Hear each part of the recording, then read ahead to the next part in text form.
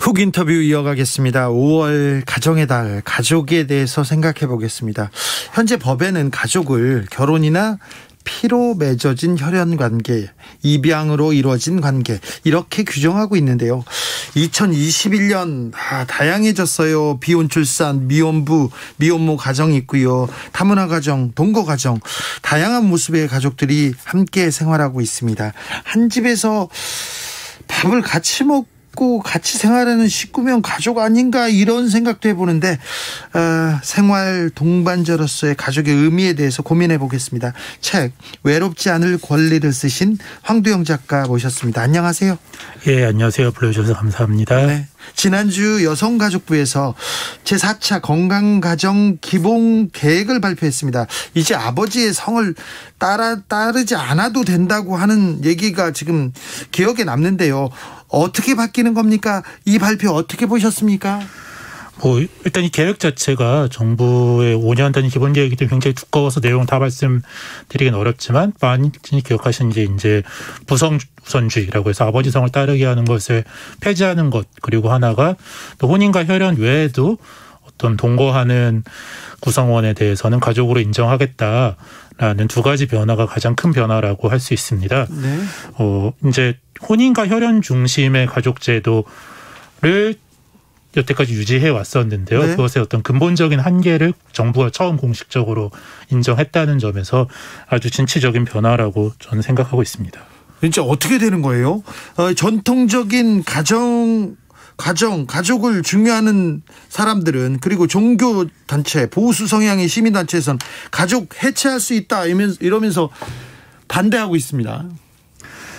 네, 그런데 지금 한국 사회에서 이미 가족이 많이 해체돼 있잖아요. 아, 그래요? 네, 이제 가족 구성원 수가 갈수록 줄어들고 있고 1인 가구 굉장히 폭증하고 있고 혼인을 하거나 부양을 하거나 양육을 하거나 하는 식으로 가족 구성원을 늘리거나 돌보는 행위 자체가 점차 줄어들고 있기 때문에 그런 변화를 반영해서 좀 근본적인 변화가 필요하다라고 정부가 결정했다고 생각합니다.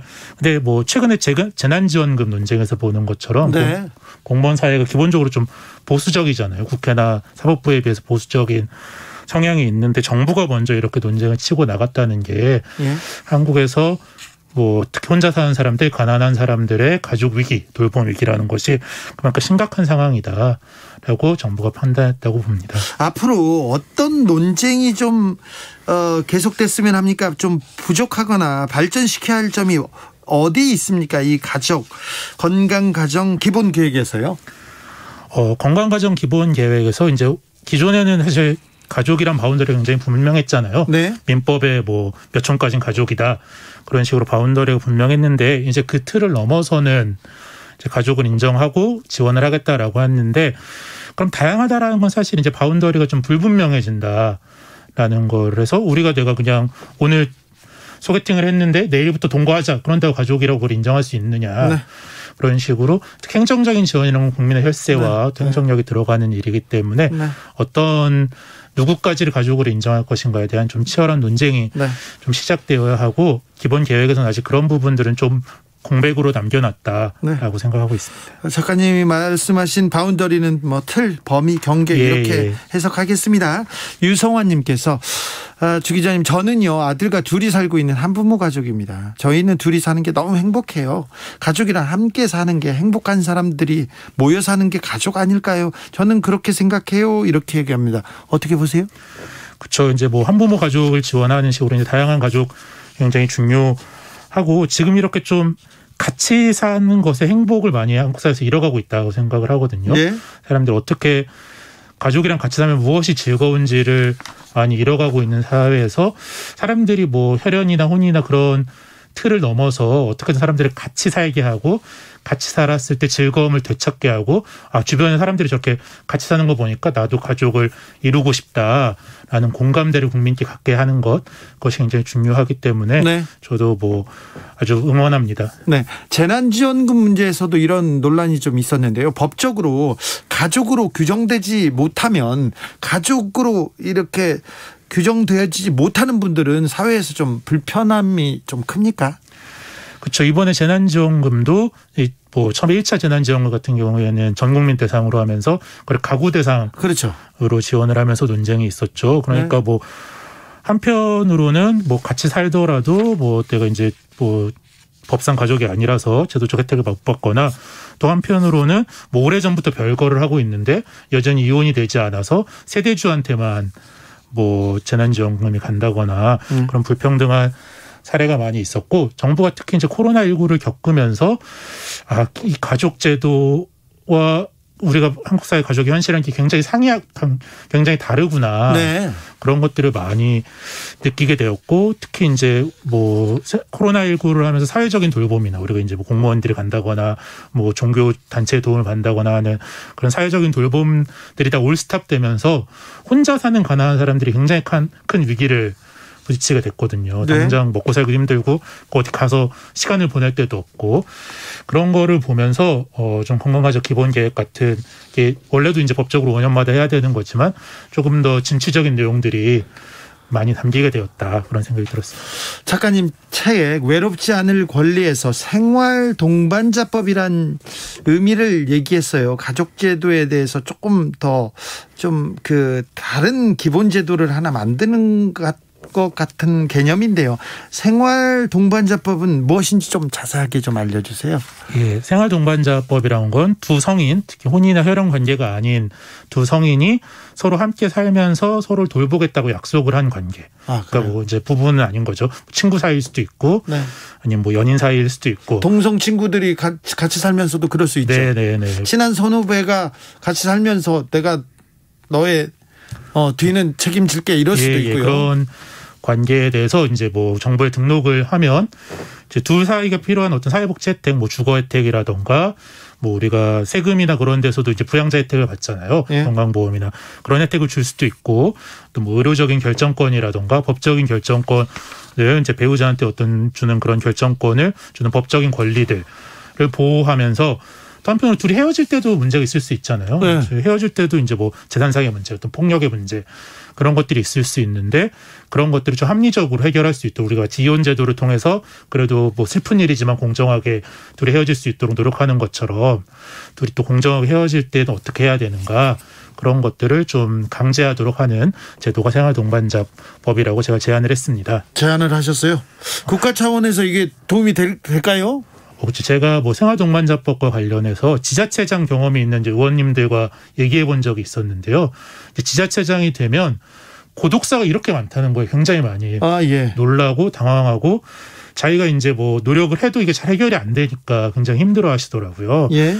그러니까 아무래도 혼자 사는 어르신들, 특히 가난하거나 뭐 연락도 잘 안 되고 사회적인 소통이 잘 안 되시는 그런 분들이 계시면 지자체 입장에서는 공무원들이나 사회복지사들도 자주 찾아뵈야 되고 하다못해 임대주택을 주더라도 뭐 혼자 살면 어쨌든 한 채씩 다 줘야 되죠. 아무리 사회적 비용이 좀 크게 들죠. 네, 둘이 같이 살면은 뭐 훨씬 비용을 줄일 수 있고 그런 종류의 문제들에 대해서 우리가 지금 굉장히 고령화 사회로 가면서 1인 가구가 노인 1인 가구가 폭증하고 그런 문제 때문에 사실 이런 사회복지 비용을 어떻게 부담할 것인가 그런 문제에 굉장히 봉착하고 있는데요.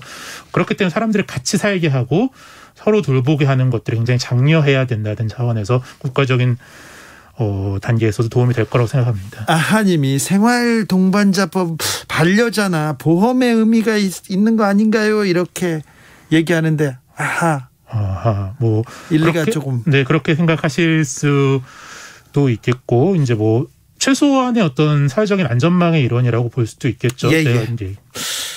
해외 사례는 어떻습니까? 프랑스가 대표적으로 이렇게 동반자들을 좀 그 권리를 좀 인정해 주는 것 같은데요. 예, 프랑스는 팍스법이라고 해서 99년에 해당 제도를 입법을 했고요. 이 입법 이후에 결혼 자체는 조금 수가 줄어들었죠. 인구당 혼인 건수는 줄어들었지만 팍스법과 혼인을 더해서 가족을 이루고 있는 건수는 더 훨씬 많이 늘어났고 출산도 늘었고요. 그 결과 출산도 많이 증가했죠. 네. 그러면요. 아무튼 헤어질 때나 뭐 이러면 안 되겠지만 폭력을 당했을 때도 보호받게 됩니까? 생활동반자법에서?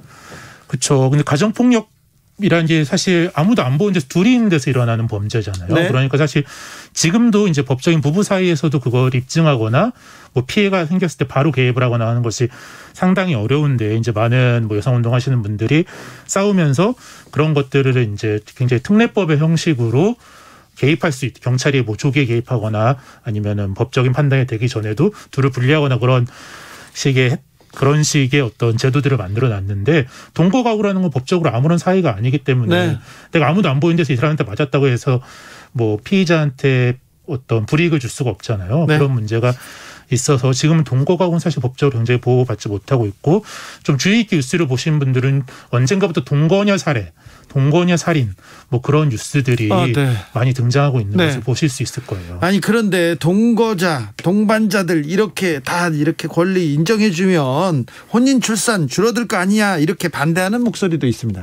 근데 저는 뭐 혼인 출산이 정책을 평가하는 잣대는 아니라고 생각은 하긴 하는데 그분들의 기준대로 혼인과 출산으로 어떤 정책의 뭐 성과를 판단하는 거라고 한다면 지금 제도만큼 명확하게 실패한 제도는 사실 없거든요.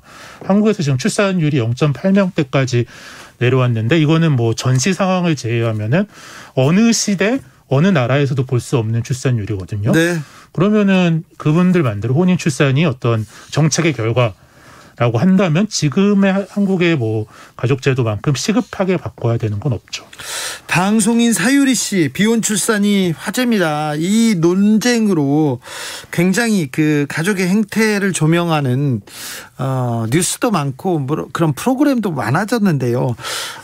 작가님 어떻게 보셨습니까? 이 사유리 씨를 바라보는 이 우리 사회, 사유리 씨를 바라보는 우리 언론들은요. 그래도 많이 바뀌고 있다라는 생각을 했고요.